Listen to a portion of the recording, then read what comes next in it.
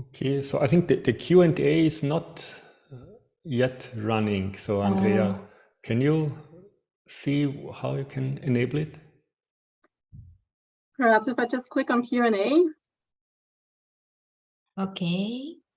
Now it changed, yes. Yeah, Okay. I can see Perfect. it already. It works. Yeah, now it works. Perfect. I can click on something already. Sylvia. I think it's Yes. test. Yeah. But message how can we upvote? I don't see the button there.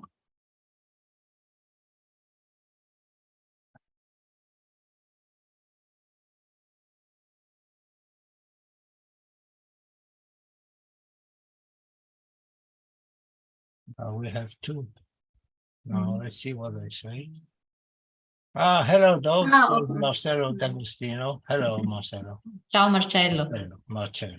Yes. Okay, now we can okay, yes, upload. now I see. Okay, okay, perfect. I did have to enable it first. Okay, now it should Good. work. All right, so maybe we could start. I would say yes. All right. Okay, so then it's my great pleasure to welcome everyone to this World Logic Day event, which is organized by the Vienna Center for Logic and Algorithms. I'm Stefan Seider, and I'm welcoming you together with my colleague Agata Ciabattoni. Today, the 14th of January, we celebrate the World Logic Day, and this annual event has been proclaimed by the UNESCO in 2019 with the purpose of raising the public awareness of logic. And the 14th of January was chosen as it is closely related to the lives of Kurt Gödel and Alfred Tarski. It's Gödel's day of death and Tarski's day of birth. And of course, Gödel is closely connected to Vienna, as he wrote here his most important work, but also Tarski lived in Vienna for some time, and he met Gödel here in Vienna. And the Vienna Center for Logic and Algorithms, which hosts today's event, was founded 10 years ago, and its main purpose is to foster, emphasize, and connect existing logic research in Vienna, especially with its interaction with computer science and algorithms.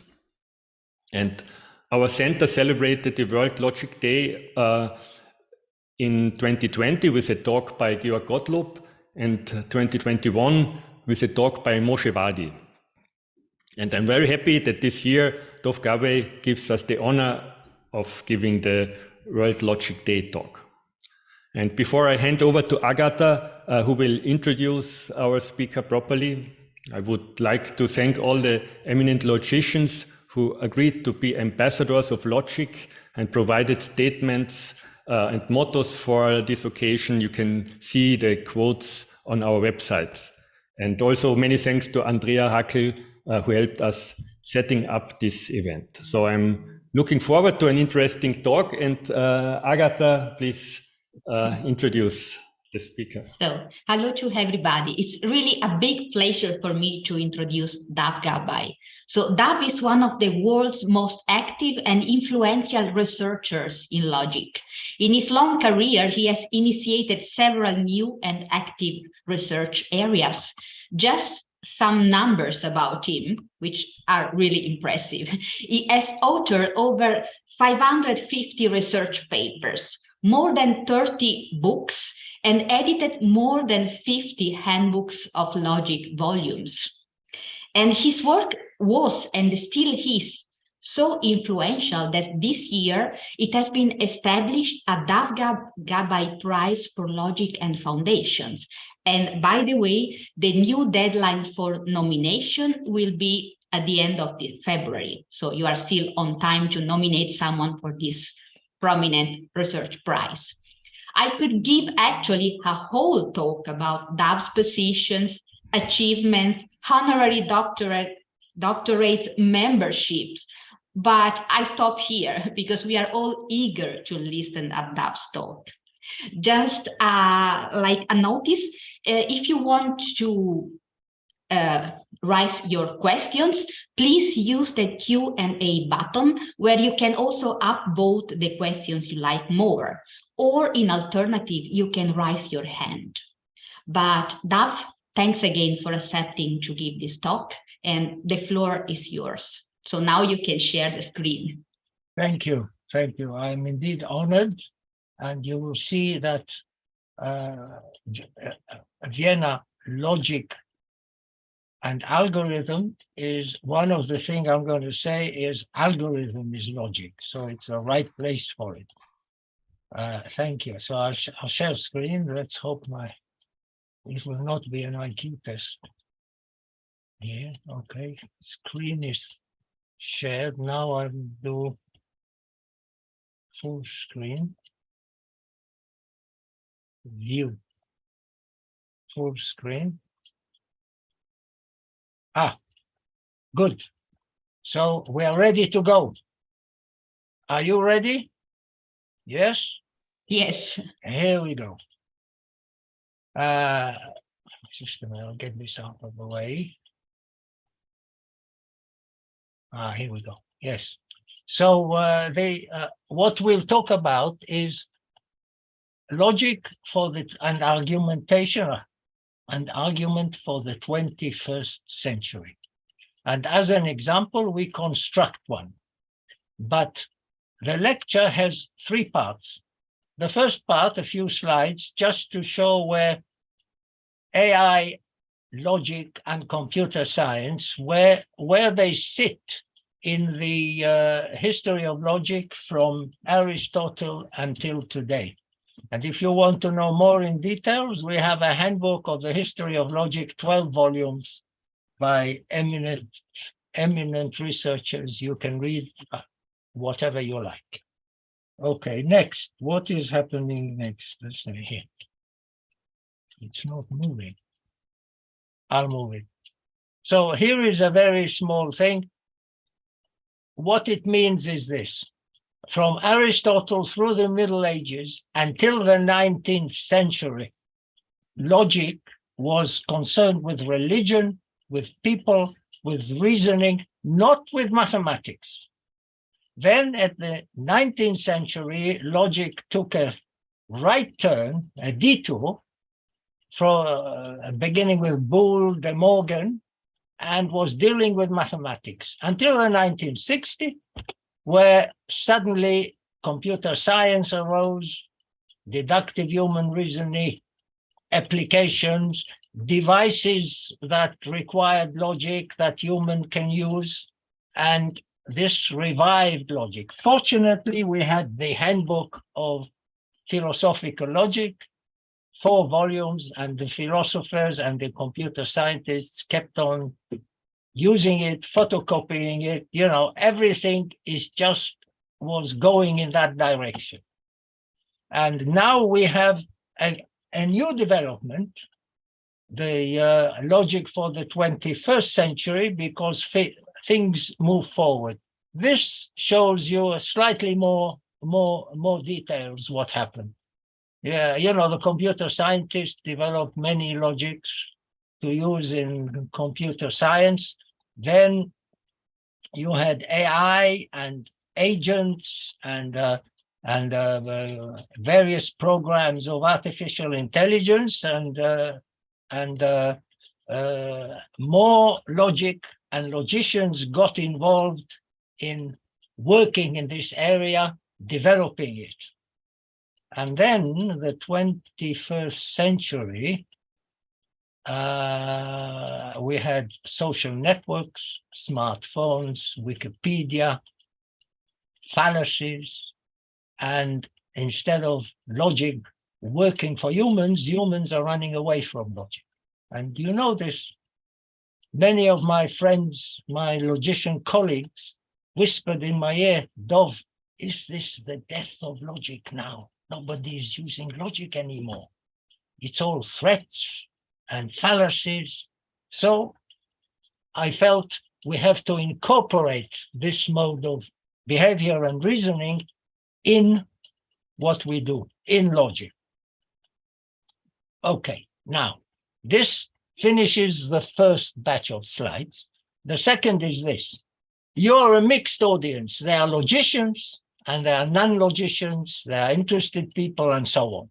So the best way to learn is to have some application in mind. And fortunately, I have one which I participated and I learned from it.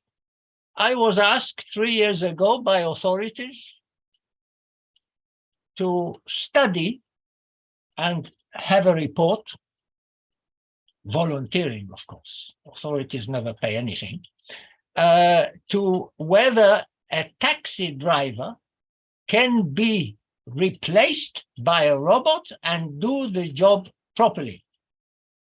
And they wanted to put the robot in a Tesla, and there was all kind of consideration. So I went around for 1.5 years, taking taxis in many countries, observing and asking the taxi drivers whether they can be replaced by a robot driving the taxi, doing the job.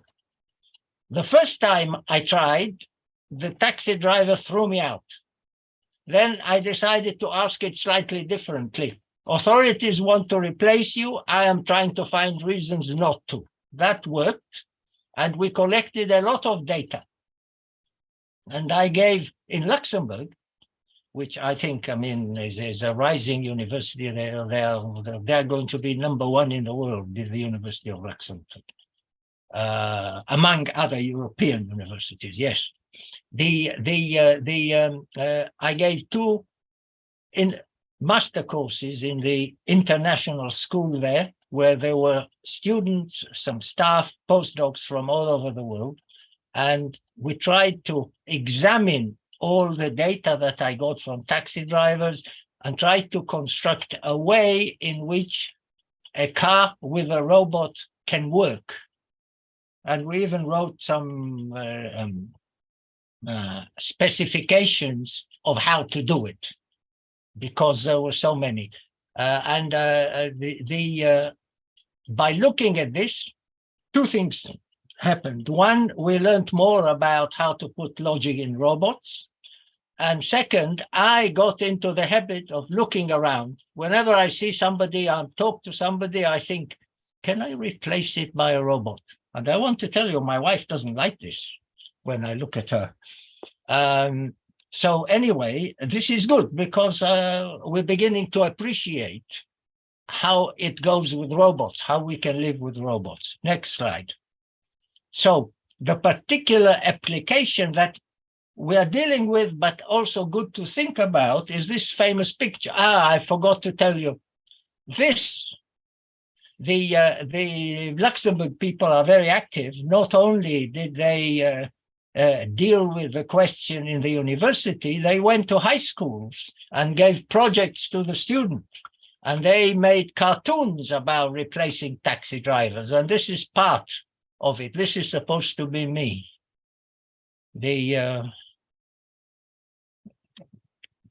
It's not bad.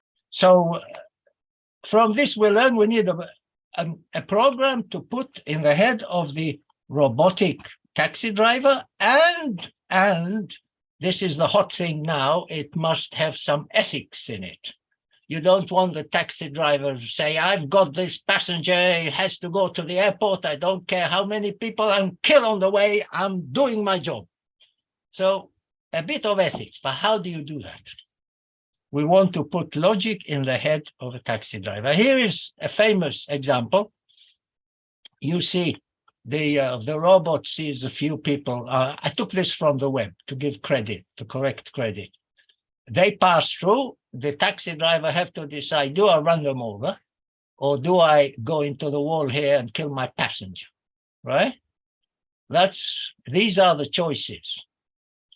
Now, the first thing I'm telling you now about the logic of what you must formulate a logic in an algorithmic way in order to install it in the robot, not just write a program. The program must be logic in itself, and you choose from the program the ethical rules that you want to put in there. Okay, so it's algorithmic logic. Okay. And now I'll show you how it might work. The point for you to pay attention to is what the program is doing and how it is in partnership with artificial intelligence. Okay, so these are typical rules from non-monotonic logic, where you have a head, which is the conclusion. I wrote stop, actually, it's veering to the wall. And here you have, the robot has to recognize, that's not my problem, it's the robot's programming and building problem. It has to recognize that A is true, B is true, and C is true, and recognize the rule that says it's got to stop. Ask me why is examining stop? You have various rules that you keep on checking. Just like when you drive, you say, is this okay? Is there a threat, and so on. I mean, so stop if A, B, and C. And then if A, also stop. I mean, you can think of it, daddy, mommy, and a child, stop. Daddy, stop. Or mommy or a child. I mean, one of them stop. Then the robot sees, but the robot sees not A, B, and C, it sees A and B. There's no rule for it. So what is it going to do? All right, it has to do something to get an answer. If it doesn't get an answer, I mean, we might have a problem. Okay, so here is how it gets an answer. 3 and 1, that is sandwich between 1 and 2. So use the sandwich rule. If there is A, you stop, and A, B, and C, you stop, then A and B also stop. That's reasoning, some sort of non-monotonic reasoning. Simplified. And then, because it says stop here, you have 4 is between 1 and 3, and also if you see 1, stop. Okay, so this is an example of how it can reason. Like I call it specificity sandwich. We're examining this with our students in China. There is a center at the University of Luxembourg, between Luxembourg and one of the universities in China. All right, but now let's try to be smarter. How about partial sandwich? You have X and B and Y, and you know about B, you don't know about X and Y. Do you stop? Okay. How can we reason now? First, the robot needs to recognize failure to prove. So this we'll deal with. I mean, it's not too difficult. We will deal with it. It knows it can't get it, which means you can't give the robot a loop checker, because then that's Metalevel. Do I do this? No, it has to be very clear. I can't get it. And this is why you have heads. If you don't have rules with this body or bigger body, which gives you a stop, you know you can't get it. And now you reason. How do you reason? You try.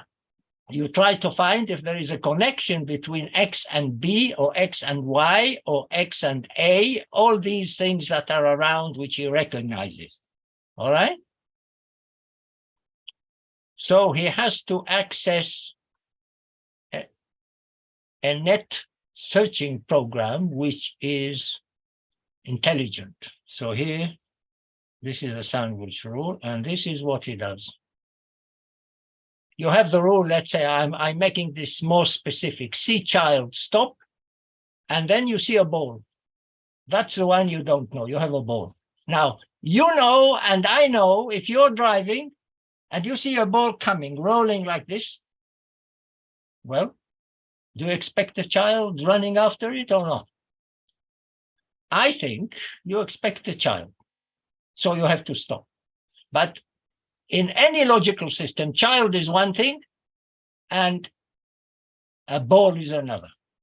So what would we recommend for ourselves? Well, we know that, we have some experience, but for the robot, the ethical robot driving a car, what do we recommend? I'll say, be connected to the web and ask one of those intelligent programs in the web, ask the following a question, and this is what I did. I went to Google, we went to Google, connection between child and ball.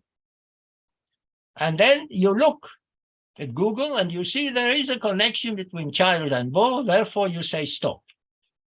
And then yesterday, one of my students said, look, we have this chat, openai.com. Everybody thinks that this is the biggest thing of the 2022. Let's ask it. All right, so what did we ask it? Very explicit. If we see a ball on the road, will there be a child? That's exactly why we stop. And guess what it said? It is not possible to say for certain, I mean, he studied politics, whether a child will be present if a ball is found on the road. So according to this, the ethical robot will not stop. All right? But two things you must notice here.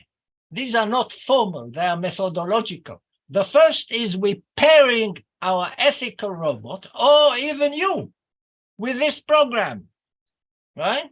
Here is my phone. Where's my phone? Here's my phone.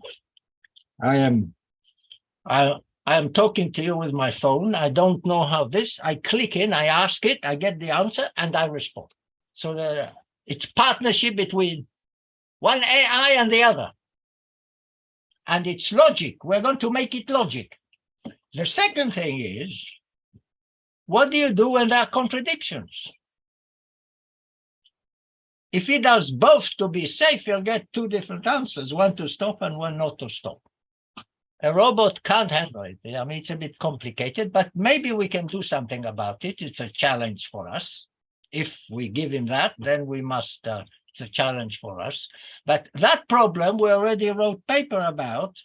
I mean, this is what I'm saying. There are items we did in the past 40 years that we're putting it all together because of what's happening today. So 30 years ago, in 1990s, we wrote paper with Anthony Hunter. He's now a big professor. He was my PhD student. He's now a big professor at the University of London in argumentation. And we called it Inconsistency Made Respectable. And the idea there was, it doesn't matter that you have inconsistency as long as you know what to do. The main thing is you know what to do. So sometimes you use X, sometimes you use not X, but you always know what to do. And I have examples, but I don't have time to tell you about it. But what to remember from this slide is 1, partnership with AI. 2, a logic that is algorithmic. And 3, deal with inconsistencies as long as you know what to do. All right, next. Okay, so here, and we also need to include for the robot know when there is a failure, which means don't let it loop, not knowing what you know. And here is, this is what I have here is the schema, a schema. Failure of X and B and Y, arrow stop. In other words, you can't get stop from it. And some conditions hold for sandwich rule. You try to sandwich it. Consult your other AI, this famous program now. I think it also can write poetry, but I don't think it knows what it's doing. Just between you and me, I mean, we can discuss it later. And there is a connection with X, B, and Y, implies stop. All right? So this program didn't imply stop. Google did imply stop, I think. I mean, you can try it. Okay, so here is a summary. You need an algorithmic logic, and I'll explain what that does by examples. Rules and negation as failure, that is failure to prove, unprovable, can be used as a programming language. In fact, we have such a language already with the 80s, you know, it's called Prolog, logic programming. But it's also a logic in the traditional sense. That is important for all those logicians, mathematical logicians looking for things to prove, challenging, expanding logic. The logic must be adaptation of a familiar logic known to both traditional logicians and programmers. You start with something new, it doesn't work. But if you can adapt something that everybody knows, it's easier. The adaptation of existing logic must be using a known universal methodology, not a local hacking. In other words, you make algorithmic a lot of logics that everybody knows, and you add, in this case, failure to prove into it and turn it into a connective and make something new. Okay, but it's methodological. It will work for all of them with variations. You have to be creative. We want the deduction theorem. We can't always get it. I'll explain what it is. And each one of those features happened in the past in some area for completely different reasons. I love this work. I love this idea. Never do anything in logic unless there are 3 different reasons from different areas that demand it. Then you know it's safe. Okay? It's good to do it. It will last. So the next slide would be case study of intuitionistic implication with conjunction and negation, and classical implication of conjunction and negation, and we add failure to it. And I'll take you through this slowly just to see how we are now working on this logic. And by the way, 3 weeks ago, I think, I was asked by Agatha to talk. All these ingredients were there, but I wasn't thinking of them in this way until I said, well, let's give a lecture on this. And the negation as failure, and this, what we're doing today, arose again in Luxembourg with a security group where we're trying to model security things. And there we really had this, we needed this type of logic. Okay, so here is what is the deduction, principles that we need. Deduction theorem. If you can get A arrow B, then you add A to the data, you can get B. That's the deduction theorem, right? If you give me, if I had the money, I'll buy a television. You give me the money, then I'll buy the television, because that's what I said. However, there is a whole lot of mathematics around this, and this is insertion. I worked in logic and law, and there, of course, evidence, you might want to put A into the evidence from law, and they'll say this evidence is not acceptable. When you apply logic in language, and you want to put a new item of data, there is, for example, Lambert calculus. You put it to the right of the data because there are sequences. You put it to the left of the data, you can put it in the middle of the data, and then you prove all kinds of theorems. You have display logics, all kinds of things around the deduction theorem. This is for the logicians. And if you have a general structure, I have a book on label deductive systems over there. You have to say where you want to put it. Insertion, that's why I'm calling it insertion. So you need theory of insertion, you need modus ponens. A and A arrow B can give you B, right? A new data insertion, given a delta, oh, here, I already said that. We first desire whether it is allowed. So that's part of the logic, how you decide. And if yes, we decide where to put it in. And then you might have to modify the logic, take something out, just to give it room. Right? We know this because in the university they forced us to retire in order to get other people. That's the same. And now intuitionistic implication, characterize it, because we are going to work on it, as the smallest logic satisfies the deduction theorem.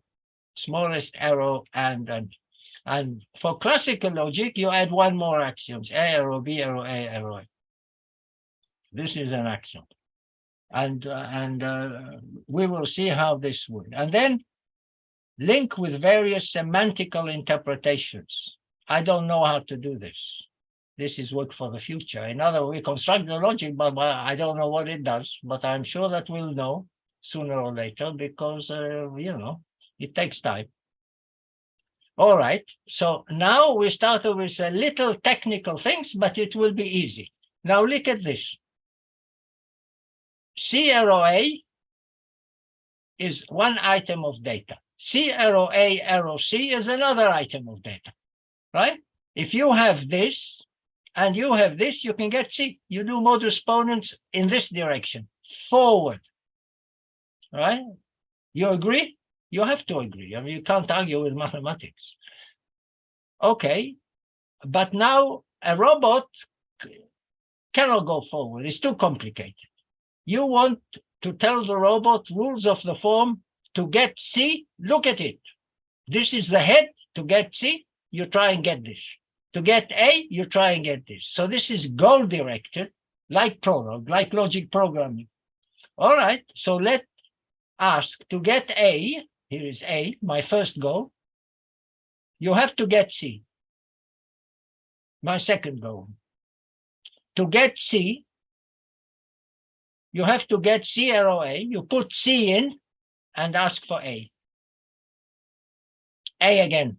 Okay, so it's A, C, A, the order in which you ask the goal. But look what happened here. The algorithm, when it's goal-directed, does the following. C arrow A is used twice. C arrow A arrow C is used once, and then the C that you put in is used once. And then you get A. Why is that important? Because we don't want to get loops. The robot cannot have a loop checker. This is meta-level. It's not just a question of computational complexity. You want to keep it simple, right? You give a child an aspirin, you say, look, if your tummy hurts, you take one aspirin. If it hurts very hard, hurts a lot, take 2 aspirins. And you don't have to know what the aspirin does. It's not programming. It's just from here you get this. From this you get this. Okay, so here it is. This is used twice. This is used once. And what we want to do is say whatever you use, throw it away. But we'll get to that. Here is a rule of, this is Percys rule. It should not succeed just because of the deduction theorem. Okay, so how do I get A? To give me A, I have to look at A or B. You put A in, you ask for B. But nothing can give me B. This failed. Right? You look at the heads. There's nothing with the head B here. Just A. That's the data. You see? So you fail. It's not a surprise because this rule makes classical logic. So when I first was doing this goal-directed to get classical logic, I even, in 1984, I taught this in class at Imperial College. I had to add a rule in the same spirit, and that was the restart rule. The restart rule says the following. Make a list of what atoms you asked as you go along. Here, like here, the list is A, C, A. Here, the list is A, B. When you get stuck, in other words, nothing matches ahead of the rule, you can restart from the original query, right? And that gives you classical logic. So we formulated classical logic as goal-directed, plus keep attention what queries you ask in what order, right? And now we come to the loop checker, because if you have A or A, you ask for A, then you ask for A, then you ask for A, you have to kill the loops. And then what you say, you take an idea from linear logic, whenever you use, throw it away. Can't use it twice, all right? But now let's see what happens here. Here you use C or A twice. But if you don't have C or A, you will fail. Because you won't be able to ask C again. You put C in, but to ask C again, you have to go through C arrow A a second time, and you fail. So we have to compensate by a restart rule for the case of whenever you use something, you throw it away. right? So the restart rule for classical logic will say, okay, throw away everything. You end up with nothing, fine, but you can re-ask what you had before. But how do you get intuitionistic logic? And then we said, you use bounded restart. Throw away here. Here I call it intuitionistic sandwich restart. And what you do is when you get stuck with an X, you look at the history of what you asked. If you can, whatever you can sandwich between the X appearing in the history and the X where you stuck, you can ask again. And look here, you can ask the C again. This is sandwich, A. You started with A, you got stuck with A, and this is sandwiched. So you can ask C and you succeed because you have it. Right? So now you have to prove theorems that you get, you characterize the logic this way. It is completeness. You characterize the logic this way.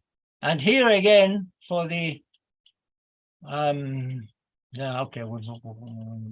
we've done it again. So it gives you classical logic, the restart, and intuitionistic logic, the bounded or the sandwich restart. And it's very simple. You scan first the history, and if it doesn't work, you don't have to keep on scanning the history only once, because nothing changes. All right. And this acts as a loop checker. As well, you can give it to the robot. And the robot is algorithmic. Okay. So this is the logic we want to use. Now look at this book here. I wrote this with Nicola Olivetti after a long paper when we did in a goal-directed many logics like this, many known logics. To the logicians among you, let me see how much time I have. To the logicians among you, this means that you get a strong cut. You get all kind of nice theorem. You can prove theorem from this. And that's how we looked at it at the time. We didn't look at it as an instrument to put ethics in the head of robots. But we realize it now. Okay, now the third part is logic programming. How to program. Logic programming has this form. In fact, I got to the goal-directed because I wanted to make logic like logic programming in the 1980s. And I put forward N prologue, where in prologue, you can put also implications in the body. So let's see what's happened here. You want to prove B. This tells you, this symbol is you prove B if you fail to prove A. A, you know you fail to prove. Why? This gives you B, this gives you C. Nothing gives you A, so you fail. Therefore, B succeeds because B is conditional on failure to prove A. It's like I tell to my grandson who is in the university, well, he's not in the university, but I'll say, okay, you get your small one, you get your pocket money as long as you behave and nobody complains about you. This is the failure. That's exactly this, right? But now let's see how the computation, you continue the computation. If you ask to get C, you put A in and you ask for B. Okay.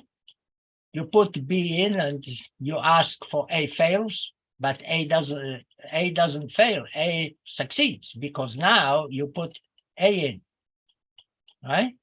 So it depends how you start. So here I'm saying we show that modus ponens, this does not satisfy modus ponens. Look here. I mean, this is just a computation. I want to save time. Here. From 1 and 2, you can prove B. We've done it above. From 1 and 2, you can prove B implies C. But from 1 and 2, you cannot prove C. So modus ponens is not satisfied in this logic. Already we know we've got to be careful in what we do. The problem is with not A. It doesn't have a fixed meaning You see? No, because not A arrow B is used twice, once with 1, 2, and one with 1, 2, 3 here. Not A arrow B. This is 1, 2, but when you go to the C, you put A in, and then it's failure with 1, with 2, and with 3, which is A. So when you look at the program, this failure from what? You can't tell, because the database changes. So you have to handle it. You have to give it semantics. You have to say what it does. Nicola Olivetti, together with Lea Terracini, wrote about 100 pages trying to explain that. I don't remember what he did. But I know what we can do now. And this is develop logics of non-provability and refutation. And some papers, I think also something at Agatha, but certainly in logic and law, they do a lot about developing such logic. So we can write it like this. In this clause, A must fail from 1 and 2. And then you add another clause when you run again for the bigger thing, A must fail for 1, 2, 3. If you write it like this, say what must fail from what, or what must not prove what, you get modus ponens. But then if you have a very complex program with knots all over the place, how do you deal with it? You need to prove by induction that you can always do something. And this means you have to duplicate. I mean, this is from now mathematics. For you, this knot, the failure, requires special attention, but I'm telling you, it can be handled. Remember, the semantics for the system, the robot doesn't care about it. All it sees is the algorithm. It's for you to understand what you're doing. And when you give the robot its programming, you can prove what it's doing because you understand the logic. That is the logic of the 21st century with all this stuff done on intuitionistic and classical implication. I'm just explaining to you how it works. Okay, but we have other problems here. Okay, slowly, slowly, slowly.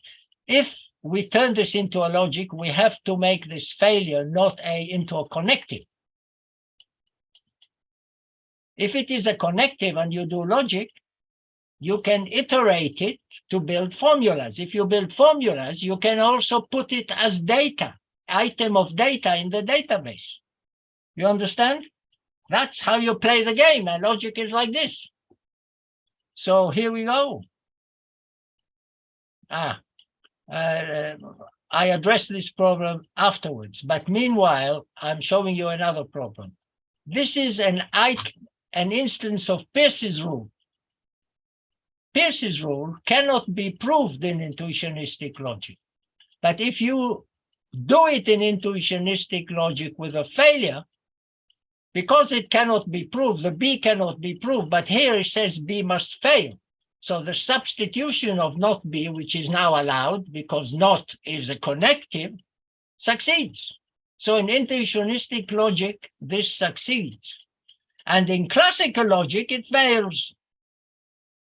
So in what way is classical logic stronger than intuitionistic logic if we stick those not B's in? Right? Total confusion here. But we have to provide it with semantics. Again, it doesn't interest the robot, it interests us. So those of you who want to write paper on proof theory, there is a lot to do here. Okay? It is a theorem of classical logic, here I say that. But now let me show you a problem. And now we want to solve a problem of what it means to put in the database fail. I have a database which say, okay, what's your data? Is the sky blue? I don't care about this. I want Trump to fail. and you put it in the database. But what does it mean? What does it do? Right? A must fail. We have done something in that respect in the past. Again, I did that. I called it anti-formula. And look, I'll show you the context of where this happened. You have a deduction theorem. I mean, what is the deduction theorem? If you have A on the left, let's say you have AB, proves B, that's correct. Then you say B proves A implies B. You move what you have here to the right. But I want to move A to the right even if I don't have it. We do this all the time. You know, you buy a car even though you don't have the money. So what do? You borrow. So you have B, you borrow A, now you have A because you borrowed, and this proves A arrow B. Yeah, you see? And the deduction theorem holds because when you put A in, the bank will take it out, so you don't have anything. So we call this the anti-element of A. You borrowed A, you don't have it. The minute anti-element of A sees A, they kill each other and they disappear. So not A then means anti-element of A. Maybe we can make a proper logic out of it by looking at this. Okay? So you write it anti-A. So A plus anti-A, you borrowed A and you have A, you got nothing. Okay?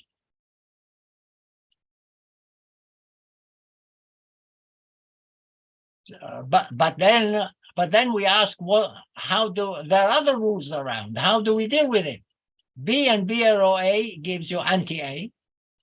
I mean, this is a connective now. I mean, you can put it in. Does this prove anti-A? But anti-A means A fails. You see? A fails. So B arrow A, you want A to succeed, means not A to succeed, means A to fail. So A must fail from this. Well, do we say there's a connection between A and anti-A? How do we deal with this? We have to decide. We have to look, to think about the logic and make it into a logic. So, I mean, you can give a new rule like this. But the iteration of this and turning it into a logic is a matter of investigation. Also, remember, this is connected with other things. I mean, like Gödel's provability, unprovability. What happens? I mean, this is like you have a theory, you put a proof predicate in it, and then you have a bigger theory, which has a proof predicate on the previous theory. This is the iteration. How does it compare with that? I don't think it is a problem, but you have to investigate it. Okay, we're almost there. So let me summarize what we have so far. We saw that you need a logic which is algorithmic, and we have done a lot of prologue-like algorithms. We saw the rules, you put intelligence into the robot without loops so that it's very simple to deal with. We saw a problem of making intuitionistic logic by adding the unprovability into it as a connective and iterating. And now let's see what else we can do. All right, connection with argumentation is very simple. And then connection with bias and connection with fallacies. I just show you the connection so you get a feel of it. So an argumentation network is a directed graph like this, where A arrow S means A attacks S. So if A is successful, S has to be out, dead. This is alive, this is dead. This is alive, this is dead. I mean, think of it as hackers A and B, both attacking, trying to get into a server S. The application of this, there's also support, but I'm not dealing with that. I'm simplifying. Now, it is well known, many people notice this, that you can write a logic programming program with this. You can write it as not A. If A fails, it means A is dead, B is dead, then S is alive. Okay, so you can have for every S, this is a configuration S, and whoever attacks it, you make all of these clauses, you put them together in the data set, you get the argumentation network expressed, in fact, in Prolog. But if you make this logic out of the one with the negation as failure, the one, you can put full logic in here because this not is now a connective. So A can be general, not just atomic. Which, I mean, there are endless debate in the argumentation thing. They want to put structure in this, and they talk what is attack and so on. If we have that logic, we can tell them, look, I'll express whatever you believe in, I'll express it in logic. You can write it like this, and in this logic, we write it like this, and then we know what we're doing, right? It will, especially for security, that's complex. It will give us an enormous advantage. Luxembourg, we do this in Luxembourg. Okay, but you can get a bit more. Look at this. Since we are attacking, let's attack. This is Dov. This is, I don't know, I mean, you can attack me by saying, you haven't given us the proofs, can you do it? You know, so here you can attack me with something else. Your theory was done by somebody else. I mean, and here, somebody in the chat will say, Dov, you're a liar. That's an insult, that's a fallacy. Okay, you're a liar. What do I answer? I mean, what do I do? Okay. If I say I'm not a liar, I mean, that's, I mean, I'm on the defensive. Just checking the chat that nobody does that. Okay. So what do I do when I'm attacking fallacy? I mean, you can look on the web. I have some papers about this. I mean, you can look at especially interesting our debate between Kate Hopkins, who's a very active, clever, I don't know what to call her, activist for Brexit, for all of that, and she was interviewed by CNN.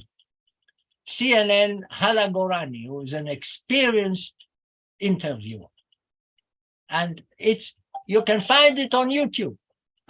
And what happened there, Kate Hopkins kept on calling Hala Gorani sweetie, honey, you know, honey, you're asking this question, you sweetie, you're okay. And Hala Gorani just couldn't take it anymore, and she said, don't call me sweetie, and she lost.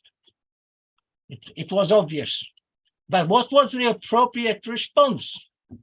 Should they have called her in return mommy? I don't know. So here I have you're a liar. What's the appropriate response? And what does the response mean logically? Now let's go to Prolog. Prolog was supposed to be a logic program, The Japanese wanted to do all computers using logic programming. And in the 80s, everybody was jumping around, putting the Alvi program in the UK, putting a lot of money in universities to compete with the Japanese. But if it is declarative, I mean, this is declarative. How do you print in this program? I mean, we were looking at ethical rules, fine. But I mean, suppose you want to print. And what they did, they put this programming and print. What does print mean? That's fibering now. Print means, what does the program want? It wants true or false, success or failure. So fine, you say, one moment, please wait for me. I'll go and print and come back and tell you, yes, success.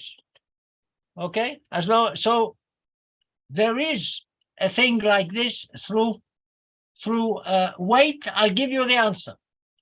And then if you give the answer, the program can continue. I mean, you have it in computers when you want to do graphic. You don't have to program it. You subcontract it to a graphics card. We know it can be done. Now, that's what they did then. But so here you attack the fallacy by another fallacy. And we know you have to do that. You call me a liar, I will call you something else. What is, I'll call you ignoramus.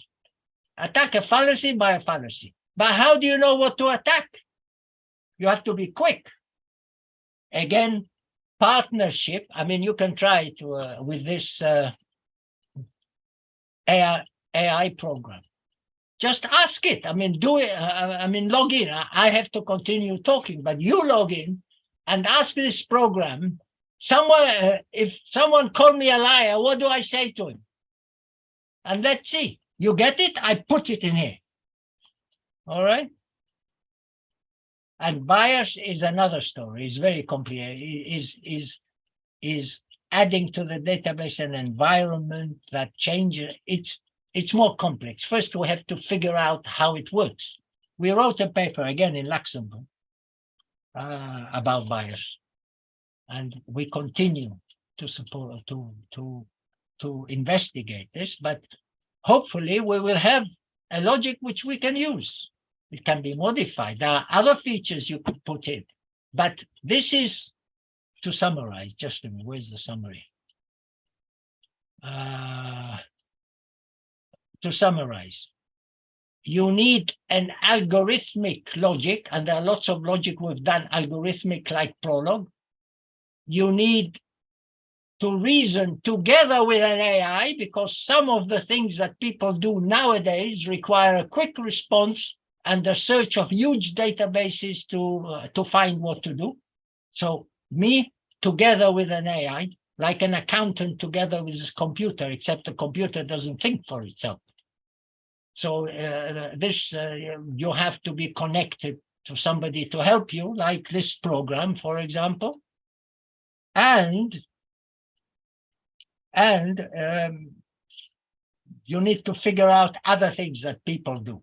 So to my colleagues from logic who said, is this the death of logic? No. You investigate this phenomena and incorporate it in the proper logical system, which hopefully we will develop. And those of you who are mathematicians who don't care where things come from, they just want to prove theorems, there's plenty of activity. Challenges. Okay, so here is my conclusion. Okay, I'm saying we can go on, but let us stop here. Question to all of us, are we able to put proper intelligence to machine entities? I think yes. Would you want to do it? I think no. Why? Because it will make, I mean, this is important, I think, my opinion, humble opinion. It will make robots too clever, not as clever as us, but a bit more clever. And if the companies will make lots of them around, will be surrounded by robots like this, we'll have to live with them, then our intelligence will go down a bit until we will not be able to tell the difference between man and machine. Right? Not that they'll take over, not that we'll just, in a way, we'll be evolving, not against nature. You know, you become stronger if you survive, if you can withstand the cold or the global warming or whatever. We're evolving against our own creations of bureaucracies. These are the, and it will reach an equilibrium. I gave a lecture at the Isle of Man about taxi drivers, and they asked me, the public asked me various questions, and I said, look, when I die, I told my wife, put me in the freezer. Don't tell anybody, just put me in the freezer. In fact, we can both be in the freezer. Why? Because everything is automated now. We get our pension automatically. We pay the mortgage, we pay this all by direct debit. The gardeners come and cleans. Doesn't knock on the door or anything. Food is delivered in the middle of the night. In the Isle of Man, get another company to collect it, to give it to a charity in the morning, and then the whole thing ticks. Who needs us? Right? Maybe humans are not needed even. I'm a bit challenging you, but if you if you take this to the very end of it, that's a possibility. Okay, that's it. Thank you very much.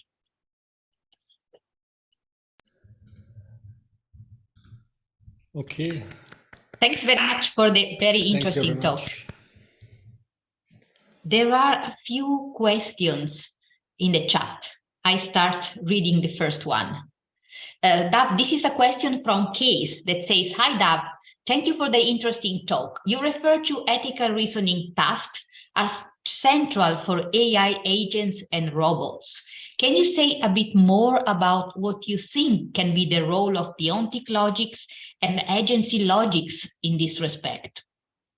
The role is central because you program how they behave, and you just you should ask me, can you express it? Can you express it in a goal-directed way? I think the answer is yes. Maybe even in that book there is a deontic logic expressed in a goal-directed way. Yes, yes. You have to formalize how you feel about it, express it in the right way to put in the head of the robot, and you put it in the head of the robot. Here, I want to show you something. I sneaked it on you here. Look, this is this great intelligence program, right? And here I put input-output logic, which is also very strong in Luxembourg. But why did I put it in? Right? Not because I like the authors, but input-output logic, formally, it allows you to have a data A, and the data doesn't prove A. All the logic we know, including non-monotonics and so on, as a proper consequence relation, always says if you have a datum just A, then it proves A. The most robotic public bureaucrat servant who, if you ask him a question, will look at a list, will not even think. If exact answer is in the list, he'll say yes. If the exact answer in the list is no, he'll say no. He won't reason at all. And input-output logic doesn't even want that. Right? I mean, this is really for the future. Anyway. So the answer to you is yes, we need deontic logic. We need, I am not coming with something new. I'm just putting components that have been done, formulating in a certain way. And at the time, in the past 40 years when I was doing it, I did not realize that it's for that end. My view was, look at applications. Applications are important. Applications are semantic. If you have an algorithm, the semantics are the different applications where it is used. And just formulate it in a more algorithmic way, all these components. Everybody is still there. Okay, I mean, what was an example? I don't remember the name of the guy. He invented washing machine. He took an engine of I don't know, a vacuum cleaner or something, put it in a machine, made a washing machine, and suddenly everybody got washing machines. He just put things together that existed. Okay, next question. Yeah, okay.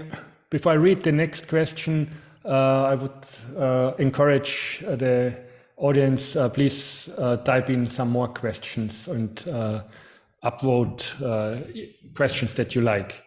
But there a question was, Nicola asked whether from the point of view of ethics, to what extent can you encode real rules, regulations in the prologue-like language you have described, and whether nested implications are useful in this context? I think implications for ethics can be, we may already done it in our book, can be because it's a form of modal logic. Remember, at the time we are exporting to logic, but now we want to take that forward, further and export to AI. And the nested implication are in bringing rules and meta rules and meta rules into the system. And for that, you need a full language. So you will have nested implication, whether it's directly, you can show a law that can be, in order to have it maybe 2 or 3 nested implications, maybe not more. But then, of course, language or people don't think with nesting more than 2 or 3 layers anyway. But when you write a system, you keep on nesting it.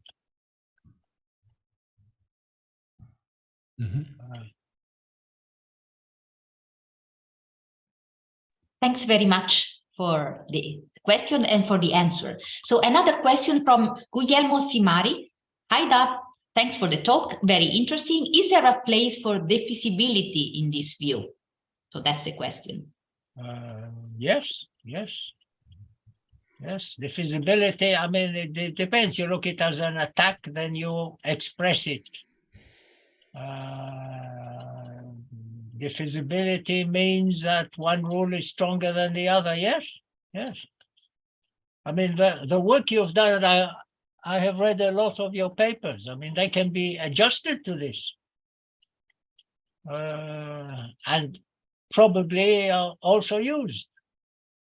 The main thrust of this is to realize we have the components in our pockets. You just have to put them together. And we realized this when we're doing security, where suddenly the problems became very complex, and then we saw that we really need that stuff. There is a question here of L. Thorne McCarthy. How fails of a formula can assert as a proposition? All right, I will answer you. I'm thinking about it. What we need is a model. Okay, think of a commutative group. A commutative group with 3 generators. You have A, B, C, D, and you also have A minus 1, A minus 2, A minus, write it exponentially. So not A is the inverse of A. And when you attack or when you put in the database, you put not A in the inverse of A, and then you rearrange the database that way. Okay? And I think this has a meaning.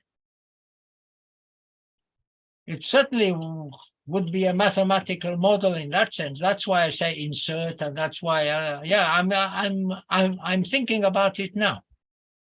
Give me a week, and I'll write it. You can attack by taking resources. What did President Reagan do to the Russians, right? He bankrupted them, right? And I think Biden is doing the same. They just keep on taking from your resources, which means, when I wrote this Antielement, I gave some example from temporal logic, right? You have, let's say you have an emperor married to this woman, and a deal, middle-aged type of deal, and she has a child. He'll be the next emperor. Then the emperor got a bit old, married this young beauty, and she had a baby. Now the mother, the other woman, I don't know if this is real or just in novels, but the other woman doesn't want this child to become emperor. She wants her child. So she hires an assassin, anti-child, okay? And he's there. The minute, you don't have to kill him now. I mean, you don't want to kill a baby now. But the minute he becomes a threat, the assassin will be activated. So that's the anti-element. You can put, in temporal logic, you can put an anti-element that will attack any time you put something in the database is 0, it goes. And in linear logic, you can do that. You know why? Because in linear logic, there is an element E, which is nothing. It's a multiplicative in a group. A1 equals A. All right. And in linear logic, Girard style, when you have an implication, you have to use it. If you don't use all your data, you can't prove. So how can you kill A? You put in the database, A implies 1. Then A is useless. It will have to be used with 1. A and A implies 1 gives 1. 1 doesn't do anything. So A implies nothing or 1 is the anti-element. That's a model for it from linear logic, for example. Yeah. There are various ways of killing something. I mean, you can distract him and send him somewhere else. That's what linear logic does.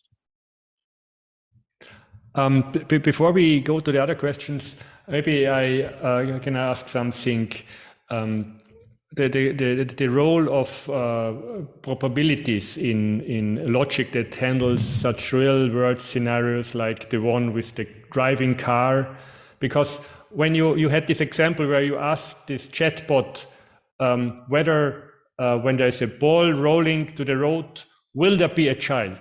And I think the chatbot answered correctly that it's not certain that there will be a child, but in such a situation, I guess one needs to deal with probabilities. How likely is it that a child will follow? And I actually, during your talk, I put this more nuanced question into the chatbot, and it gave actually a quite reasonable answer. It says, it is difficult to say how likely a child is to run out to catch a ball without having more information, factors such as the location, time of day, whether there are any children nearby would play a role determining, and so forth. And I guess such things would need to be incorporated into a logic dealing with such. Okay, let me tell you something. When you have a system, let's say the system is built out of units and constructors. That's a logic, a unit and constructors. Then you decide to impose upon the system extra properties from outside. You can make it fuzzy. Each element, each component, you can make it fuzzy. Each component, you can make it probabilistic. Each component, you can make it Bayesian. They come from outside and you put them on top. And then you say how to handle it. You can always do that. In fact, if you take argumentation, you want a PhD in argumentation, or you want a PhD in modal logic, just stick in probabilistic with, whatever.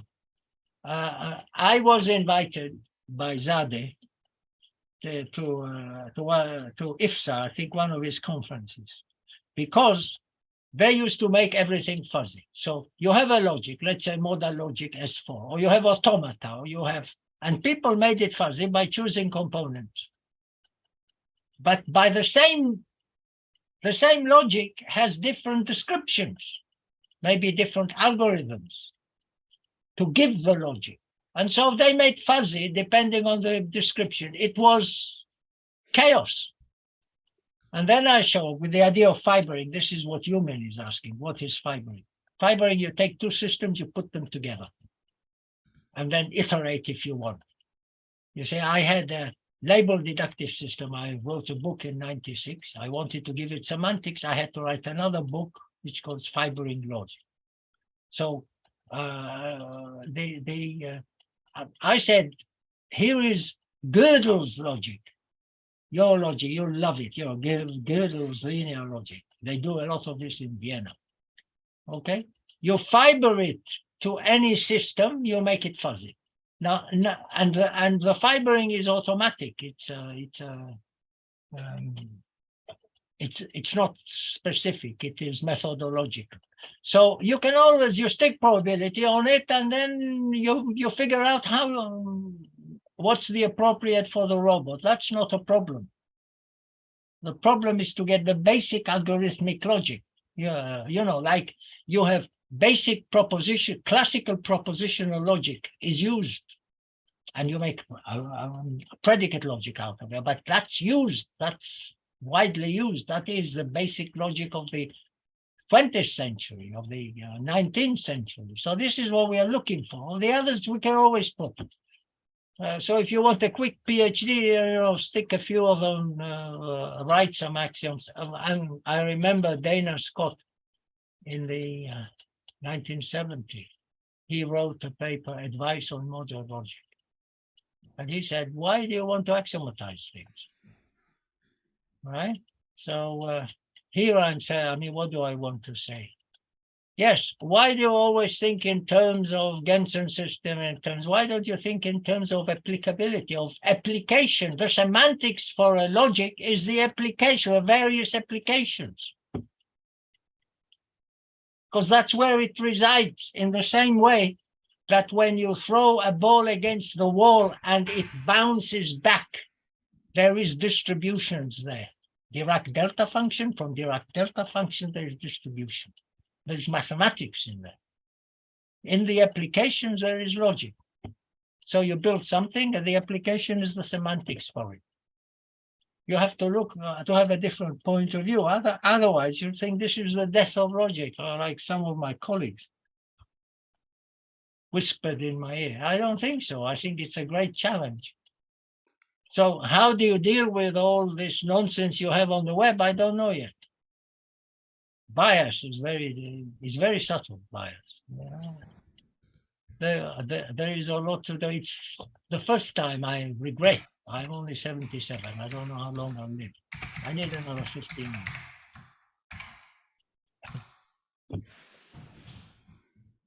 Okay. Concerning this is Sylvia Polbert. Concerning your freezer story, there is a rise, particularly in the UK, of stories people dying and no one noticing for 3 years. Correct? Precisely for the reasons you have described. Direct debits, automation, that's right. Do you believe there is a need for certain ethical principles in automation and AI that ensure that the entity person they are supposed to serve is still alive? Yes, yes. Or certain understanding of various of these systems, whether they are still needed. Correct. Absolutely right. And I will add to it something. The people who survive, oh, God almighty, I mean, I can't type so quickly. Type answer. I can't type, you know, I can't control my fingers after a while. I'm not completely coordinated.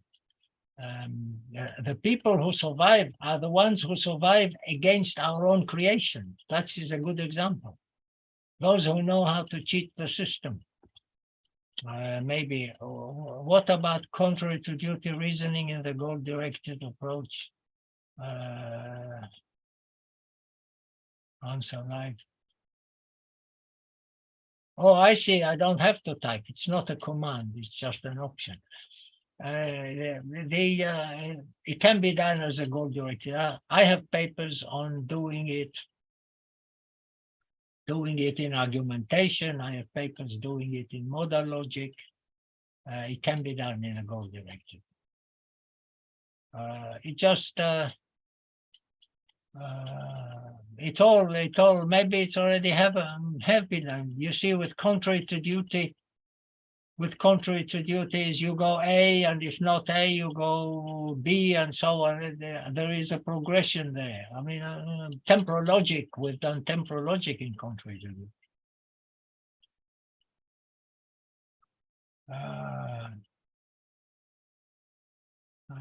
There's a question here from Marcello D'Agostino. We have a book on this. Let me think about how does feasible reasoning enter into the picture. Now that's a challenge. That's a challenge. You want to do feasible reasoning with goal direct. I have to think about it. I have to think about it. But Xavier, what about that was Xavier who asked this. You mean she asked about fibering. Let me see what else we have here. Lindsay, hi Dov, nice to meet you after 30 years. What do you think about chat? Okay, I'll answer that. This chat is not intelligent. Whatever it can do is, I mean, that's no intelligence. I will tell you something. Even if it does poetry, his chat is the one that does poetry. Let me tell you about my mother. When I was born 77 years ago, my mother went around saying, before I was 7 days old, I smiled at her. I looked at her and smiled, mommy. I didn't say mommy. Yeah, you know, so everybody says that's impossible. The eyes are not yet able to focus. Okay, so it wasn't 7 days. Maybe it was a month. Maybe it was 2 months. It's still good, right? But the counter against this was very simple. He just burped and you thought it was a smile. Now that is possible. Okay, so let's see what happens here. Something happened, you know, like that, and she saw it, interpreted as a smile. Now this chat thing, we have a database. We have the ability now to have millions, billions of data. So it goes and searches it and then finds something and then give you a nice answer, and you think it's intelligent. But whether this is poetry or not, it is in your head. It's not in the machine. I think what could be intelligence in the machine is rules like, you know, like the rules that we put, the ethical rules we want to put in the head of the robot, the sandwich or things like this, because you can live with it and suddenly it decides to do something because it got new rules. I don't know what's in this thing, but I think the power, I think the power of this program is its access to huge amounts of data, and it knows how to deal with it. That's my opinion at the moment. And this is when I say you work with it, what I propose to work with it is to ask it, you know, is call me a liar, what kind of answers to that it can find. And then I choose the answer immediately that I want. Okay. So if somebody says to me, you're an adulterer and you take advantage of your students, and I need an immediate answer to that. And whatever is in the web, I choose the one.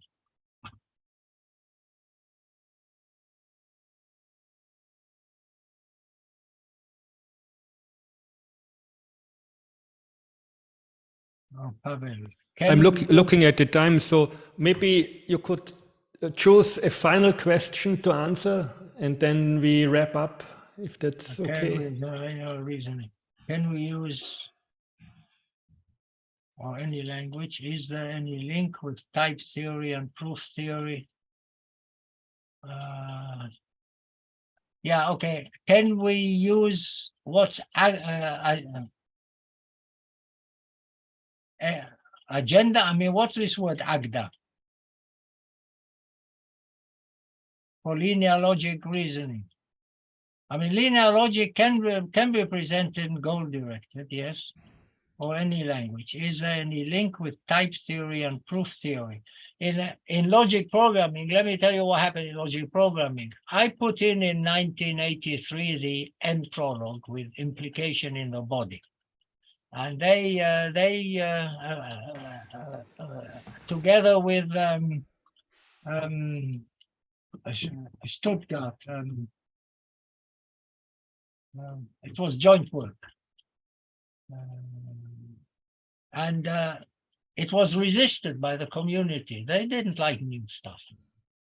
And then J.A. Robinson said, I will publish it. And I published 3 papers on this. We published 3 papers on this. And then the community took it up 4 years after that. And then they put in lambda terms in the body of clauses and all kinds of things. They made it stronger and stronger, yes. Because it is a goal. You have a head, and then you put in the body as a goal, and if the goal tells you another head and you know how to compute, you carry on. Right? I didn't follow it up because I went in the direction of making many logics goal-directed. I mean, you can't do everything.